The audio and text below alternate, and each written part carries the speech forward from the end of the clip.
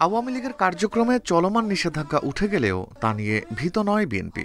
কেননা আওয়ামী লীগ নিষিদ্ধ হবে কিনা সে সিদ্ধান্ত নেবে জনগণ। সকালে জাতীয় প্রেস ক্লাবে আন্তর্জাতিক প্রবীণ দিবসের আলোচনা সভা শেষে সাংবাদিকদের এসব কথা বলেন বিএনপির স্থায়ী কমিটির সদস্য ডাক্তার AZM জাহিদ হোসেন। নিষিদ্ধের বিষয়টা কাকে গ্রহণ করবে বা করবে না এটা জনগণের বিষয়।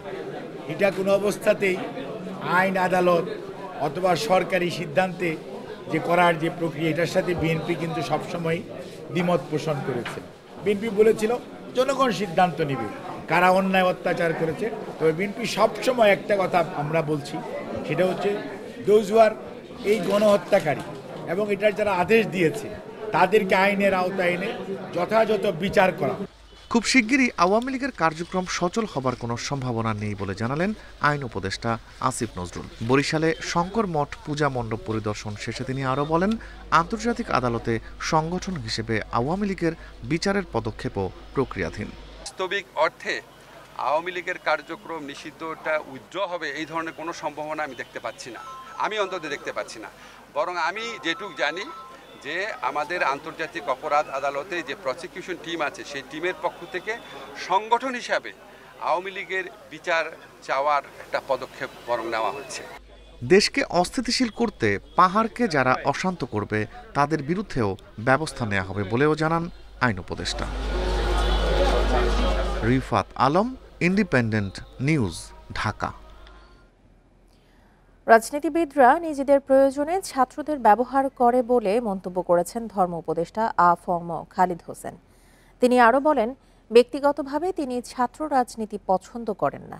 একই সাথে শিক্ষা উপদেষ্টা সিআর আবরার বলেন, অতীতে ধর্মীয় বিশ্বাস আর পোশাকের কারণে মাদ্রাসা শিক্ষার্থীদের নানা হয়রানির শিকার হতে হয়েছে। বুধবার আলিয়া মাদ্রাসার প্রতিষ্ঠাবার্ষিকী অনুষ্ঠানে এসব মন্তব্য করেন তারা।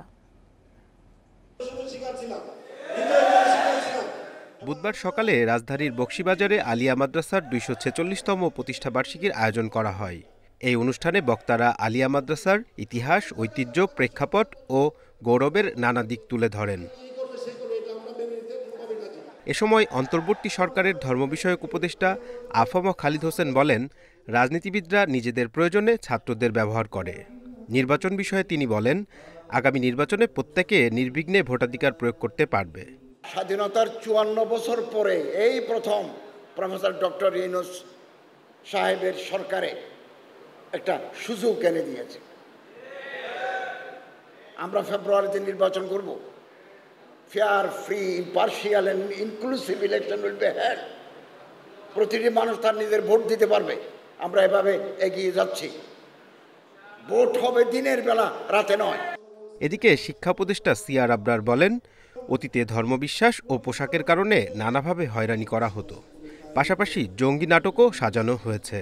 ধর্মীয় বিশ্বাসের কারণে তারা হয়রানির শিকার হতে হয়েছে এবং আমার মানুষের পোশাকের কারণে তারা শহরে একটা নাগরিক মর্যাদা নিয়ে যে শহরে চলাফেরা করবেন, এক জায়গা থেকে অন্য জায়গায় যাবেন, সেটা তার করা হয়নি। আমরা জানি এখানে কিভাবে জঙ্গি নাটক সেখানে সাজানো হয়েছে।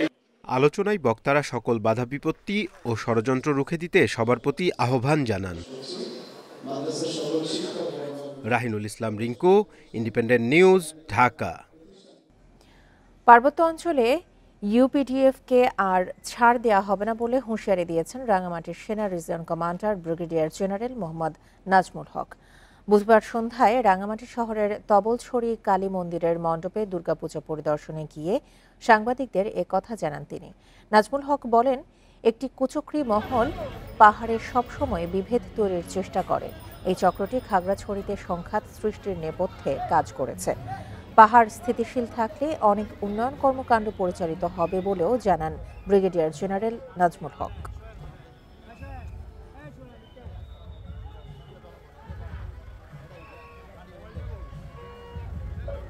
ইউপিডিএফের অস্ত্রধারী যারা আছেন, সন্ত্রাসী যারা রয়েছেন, আপনাদেরকে আমি লাস্ট ওয়ার্নিং দিতে চাই যে এনাফ ইজ এনাফ, অনেক হয়েছে।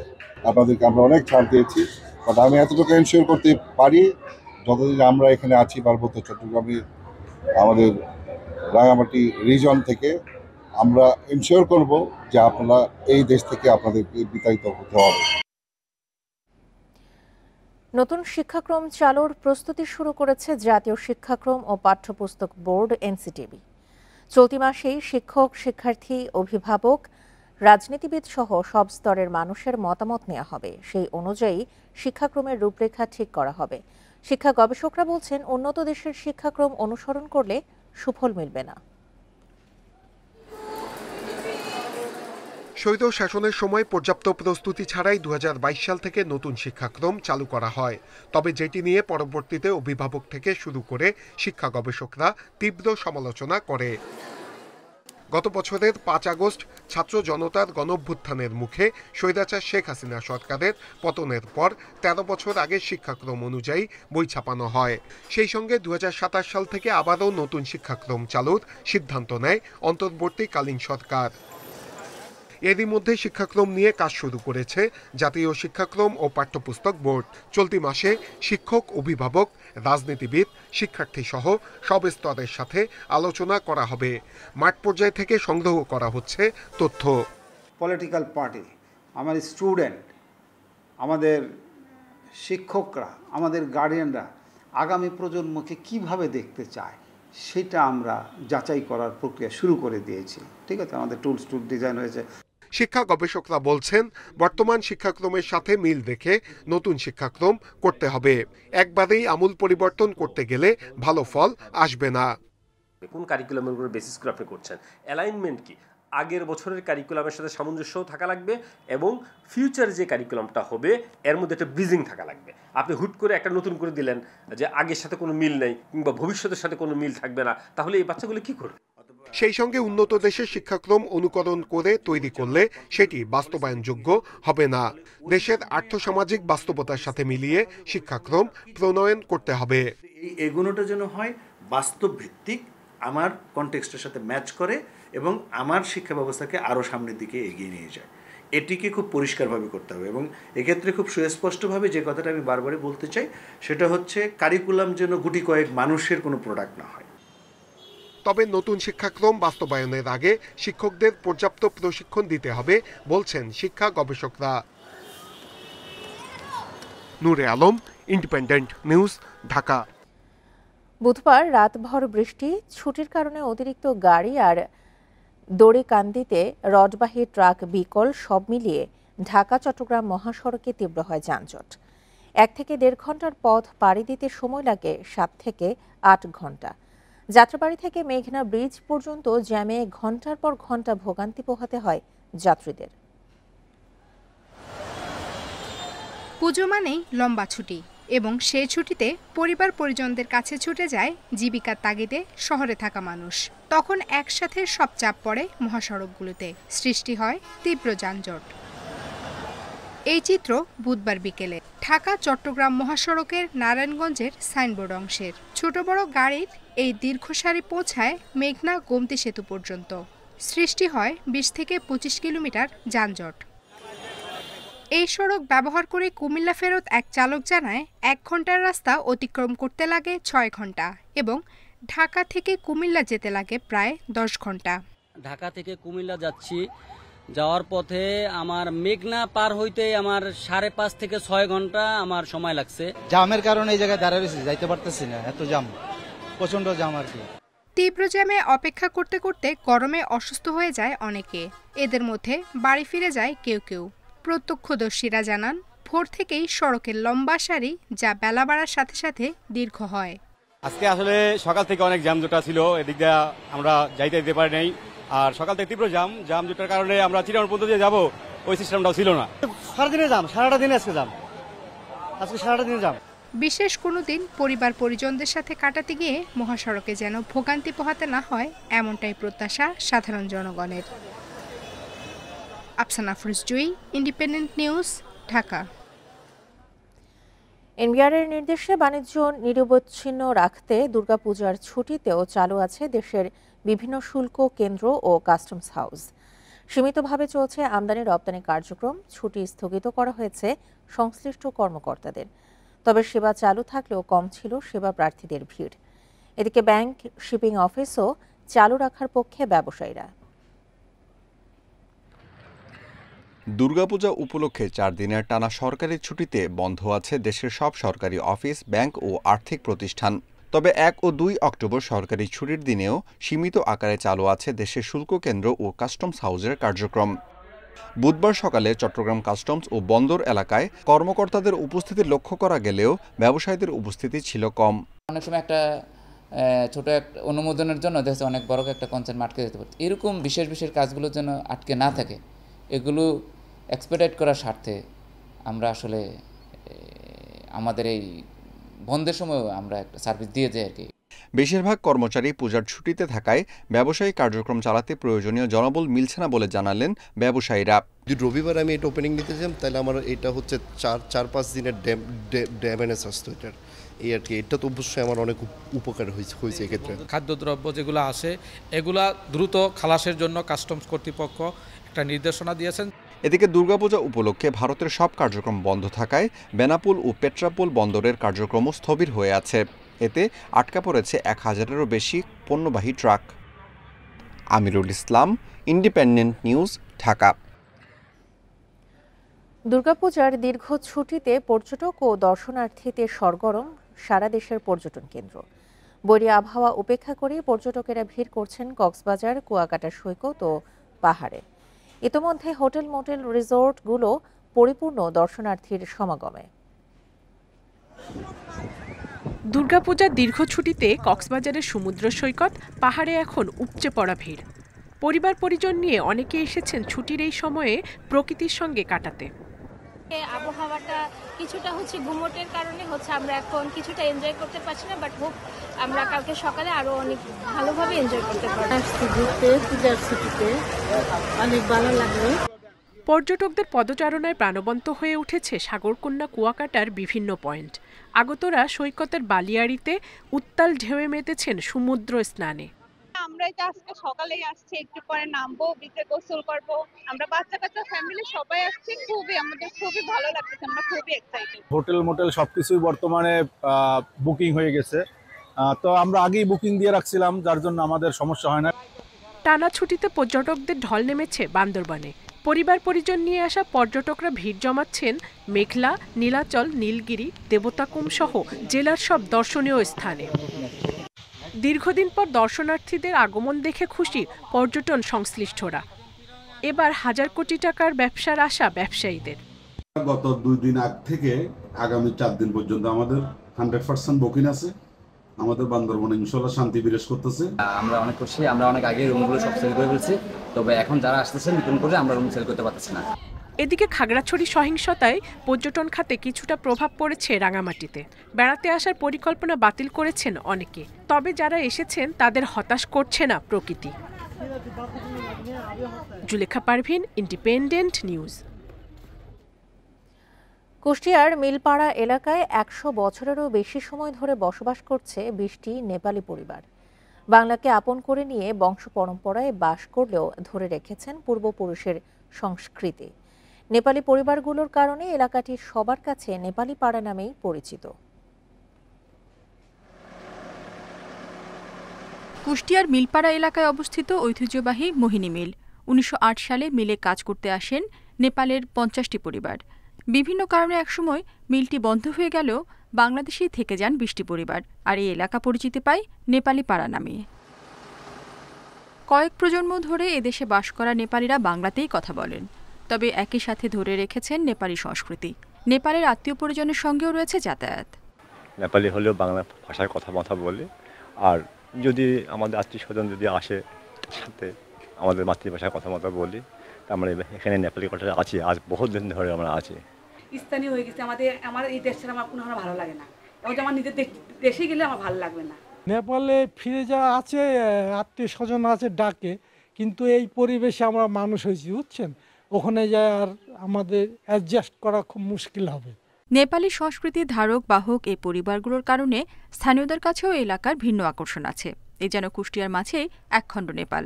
এরকম নেপালি আশেপাশে যা আছে সবাই হচ্ছে মানে নিজেরা যেরকম চলি ঠিক ওরকমভাবেই তারাও চলে। আপনারা হচ্ছে লেগা আপন পর বলে দেখা যাচ্ছে ভেদাভেদ নাই। দীর্ঘদিন ধরে কুষ্টিয়ায় বসবাস করা এই নেপালি পরিবারের সন্তানরা স্কুল কলেজে লেখাপড়া করে কাজ করছেন নানা প্রতিষ্ঠানে। আদি পরিচয় নেপালি হলেও বাংলাদেশই এখন তাদের দেশ। Independent news. রাজধানীতে প্রতিমা বিসর্জন ঘিরে কোনো রকম হুমকি নেই, এ বিষয়ে বাড়তি নিরাপত্তা ব্যবস্থা নেওয়া হয়েছে বলেও জানিয়েছেন ডিএমপি কমিশনার শেখ সাজ্জাদ আলী। বুধবার বিকেলে বনানী পুজো মণ্ডপ পরিদর্শনে গিয়ে সাংবাদিকদের কথা জানান তিনি।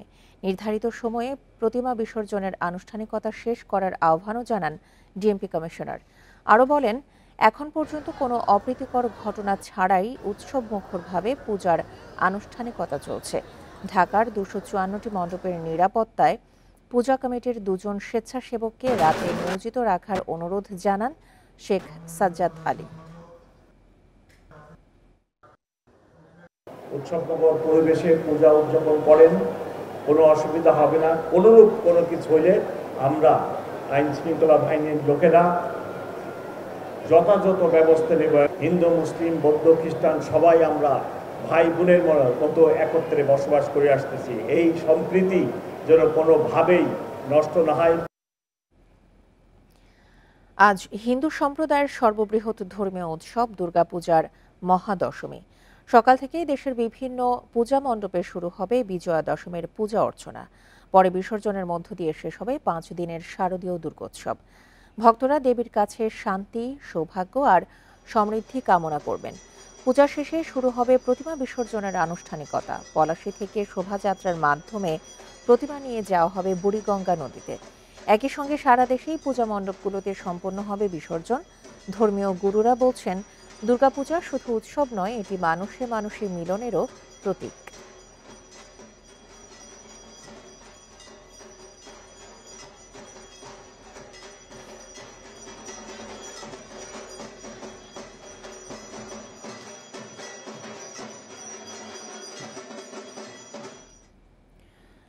দুর্গোৎসবের আরো খবর জানাতে খুলনা ও সিলেট থেকে যোগ দিচ্ছেন আমাদের সহকর্মীরা। শুরুতেই যাচ্ছে খুলনায়, জানাবেন সহকর্মী AHM শামীমুজ্জামান। শামীম, খুলনায় এখন পর্যন্ত মহাদশমীর আনুষ্ঠানিকতা শুরু হয়েছে কিনা? না, এখন তো 7:25 বাজে, এখনো পর্যন্ত আনুষ্ঠানিকতা শুরু হয়নি। 9টার পরে আনুষ্ঠানিকতা শুরু হবে। আর এখানে একটু বলে রাখি যে গত 28 সেপ্টেম্বর যেটা দুর্গা উৎসব শুরু হয়েছিল, আজ তার শেষ দিন, অর্থাৎ আজ মহাদশমী। আজ প্রতিমা বিসর্জনের মধ্য দিয়েই হিন্দু সম্প্রদায়ের সবচেয়ে বড় ধর্মীয় উৎসব সেটা শেষ হবে। এই ধর্মীয় উৎসবকে কেন্দ্র করেই গত কয়েকদিন কিন্তু খুলনা মহানগরী সহ খুলনা জেলায় এক ধরনের উৎসব মুখর পরিবেশ সৃষ্টি হয়েছিল। এখানে কিন্তু হিন্দু সম্প্রদায়ের পাশাপাশি সব ধর্মের বর্ণের মানুষ এই উৎসবে অংশ নিয়েছে। এখানে এবছর কিন্তু খুলনা জেলাতে সব মিলিয়ে 980টি মণ্ডপে পূজা অনুষ্ঠিত হচ্ছে। এর মধ্যে খুলনা মহানগরীতে রয়েছে 120টি এবং উপজেলার, অর্থাৎ খুলনা জেলার 9টি উপজেলার 860টি মন্দিরে পূজা উৎসব অনুষ্ঠিত হচ্ছে। আর মন্দিরগুলো নিরাপত্তার জন্য প্রশাসনের আছে, পুলিশ আছে, র্যাব আছে। এর পাশাপাশি প্রতিটি পূজা মণ্ডপের উদ্যোগে নিজস্ব স্বেচ্ছাসেবকরাও নিরাপত্তার দায়িত্বে ছিলেন। সব মিলিয়ে 4 স্তর বিশিষ্ট নিরাপত্তা বেষ্টনী ছিল। এবং এবারের যে আয়োজন, নিরাপত্তা এবং প্রশাসনের যে তৎপরতা নিয়ে কিন্তু আয়োজকরা বিভিন্ন মন্দিরের যারা দায়িত্বশীল রয়েছেন, নেতৃবৃন্দ রয়েছেন, তারা সন্তোষ প্রকাশ করেছে।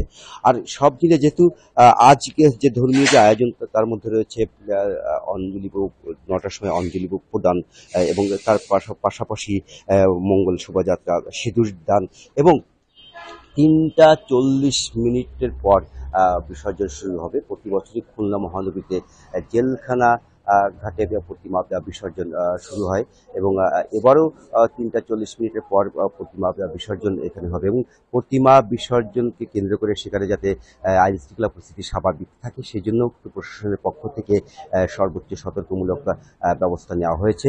তো এই ছিল আমার কাছে সর্বশেষ তথ্য।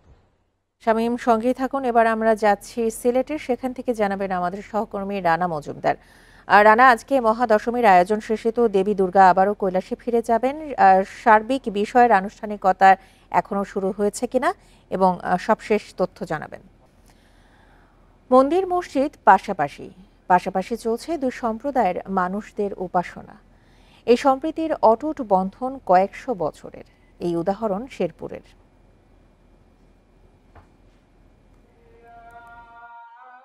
শেরপুর শহরের রাজাবাড়ি এলাকা। এখানে পাশাপাশি রয়েছে মাই সাহেবা মসজিদ আর শ্রী শ্রী মদন গোপাল মন্দির।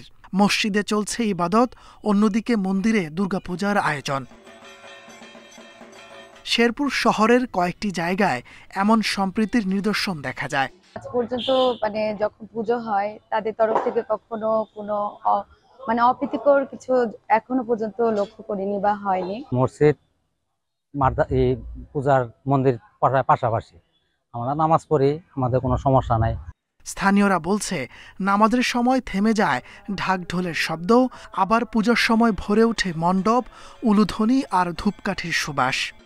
পাশাপাশি মন্দির আর মসজিদ থাকার পরেও কখনোই কোনো ঝামেলা হয়নি, বরং আশেপাশে যারা মুসলমানরা আছেন সবাই সর্বাত্মকভাবে আমাদেরকে সার্বিক যেটা একটা সাহায্য করে। আমরা এই পর্যন্ত শুরু হয়েছি, আমরা কোনো হিন্দু করে কোনো ভেদাল দেখিনি, গন্ডগোল দেখিনি। ওরা ওকে সুষ্ঠুভাবে ওরা পূজা করে, আমরা সুষ্ঠুভাবে আমাদের নামাজ আমরা ঠিক মতো করি। জেলা পূজা উদযাপন পরিষদের নেতারা বলছেন শেরপুরে সবাই মিলেমিশে যার যার উৎসব উদযাপন করেন। আজানের সময় আমাদের অনুষ্ঠানের ঢাক ঢোল এগুলা বন্ধ থাকে, পাশাপাশি নামাজের সময় তারা নামাজ পড়ে, তাদের কোনো সমস্যা হয় না। আমরা একে অপরের সহযোগিতায় এই শেরপুর জেলায় সম্প্রীতির জেলা, এই শেরপুরে আমরা একসাথে আজকে থেকে না 54 বছর থেকে এই অনুষ্ঠান আমরা করে আসতেছি। শত শত বছর ধরে সম্প্রীতির এক উজ্জ্বল দৃষ্টান্ত হয়ে আছে এই জেলা। Independent news. বিশ্ব মানবতা আর দেশের কল্যাণের জন্য প্রার্থনায় উদযাপিত হল দুর্গাপূজার মহানবমী। বুধবার সকালে সন্ধি পূজা আর পুষ্পাঞ্জলির মধ্য দিয়ে শুরু হয় তিথি, শেষ বিকেলে হয় আরতি। বৃহস্পতিবার বিকেলে প্রতিমা বিসর্জনের শেষ হচ্ছে দুর্গোৎসব। ভক্তদের মনে তাই বিষাদের ছায়া। নবমীর সন্ধ্যায় দুর্গাদেবীর আরতি।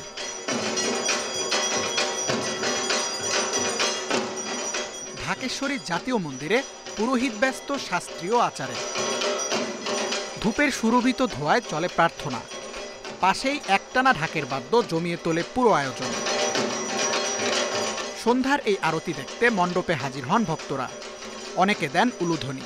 সবাই যেন সুখে শান্তিতে থাকতে পারি, একটা শান্তিপূর্ণ পরিবেশ চাই। দুর্গা মায়ের কাছে প্রার্থনা করি সবাই যাতে সুখে শান্তিতে থাকেন এবং বাংলাদেশ দণ্ডদান্যে পূর্ণ হোক। দুর্গাপূজা তো ভালোই লাগছে, প্রতি বছর এই দিনের জন্য আমরা অপেক্ষা করে থাকি। জীবন যেখানেই যাক না কেন, প্রতি বছর যাতে আসলে এই আনন্দটা নিয়ে পূজা করতে পারি, যত যা কিছুই হোক না কেন, এটাই মায়ের কাছে প্রার্থনা থাকবে। জাতীয় মন্দিরে মহানবমীর পূজা শুরু হয় বুধবার সকাল 9:57। এরপর দেবীকে পুষ্পাঞ্জলি দেওয়া হয় সকাল 11টায়। দেবী চরণে নিবেদন করা হয় প্রতীকী 108টি পদ্মফুল। হিন্দুদের সঙ্গে দুর্গাপূজার শুভেচ্ছা বিনিময়ে দুপুরের দিকে এই মন্দিরে আসেন বিজিবি মহাপরিচালক। ভবিষ্যতেও আশা করি আমরা এই ধরনের সাম্য এবং সৌহার্দ্যের মধ্য দিয়ে যে যার মতো যার যার ধর্মীয় উৎসব সুন্দরভাবে পালন করতে পারব। 1 বছরের জন্য অপেক্ষায় রেখে বৃহস্পতিবার বিদায় নেবে দেবী দুর্গা। এদিন বিকেলে দেশের বিভিন্ন স্থানে বিসর্জন দেয়া হবে প্রতিমা। Tanvir Ahmed, Independent News, Dhaka. এই ছিল এখনকার সংবাদে। আমন্ত্রণ পরের আয়োজনে।